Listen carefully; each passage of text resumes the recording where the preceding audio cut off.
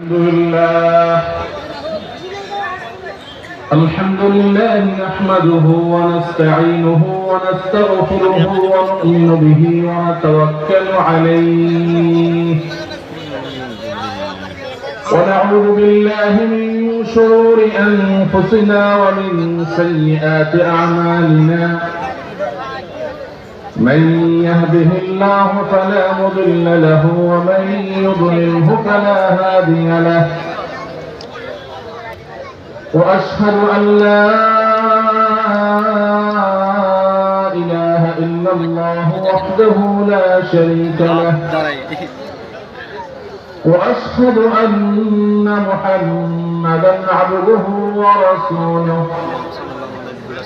أرسله بالحق بشيرا ونذيرا وداعيا إلى الله بإذنه وسراجا منيرا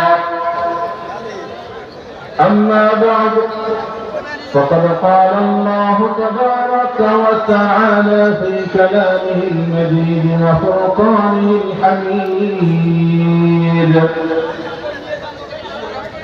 أعوذ بالله من الشيطان الرجيم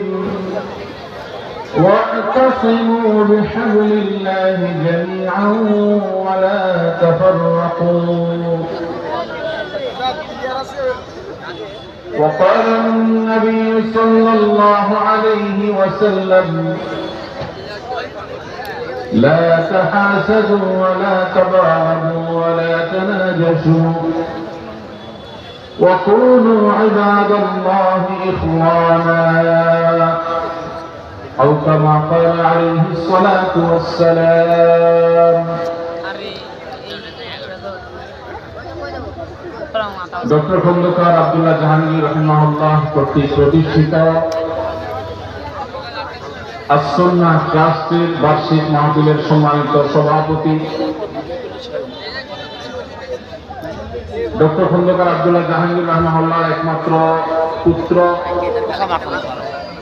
আস-সুন্নাহ ট্রাস্টের সম্মানিত চেয়ারম্যান শেখ উসামা খন্দকার হাফিজাহুল্লাহ,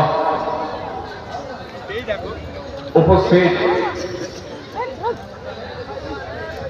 সম্মানিত উলামায়ে কেরাম, আস-সুন্নাহ ট্রাস্টের সম্মানিত ট্রাস্টি বোর্ডের সদস্যবৃন্দ, দূর দূরান্ত থেকে আগত আমার প্রাণ প্রিয় কোরআন এবং হাদিস প্রেমী ভাইয়েরা, পর্দার আড়াল থেকে যে সমস্ত আমার মা এবং বোনরা শুনছেন, আল্লাহ রাব্বুল আলামিন আমাদের সবার এখানে আসা বসা, আমাদের কথা বলা এবং শোনার সবকিছুকে আমাদের দুনিয়া এবং আখিরাতের জন্য কল্যাণকর করে দিন, বলুন আমিন। ভাইরা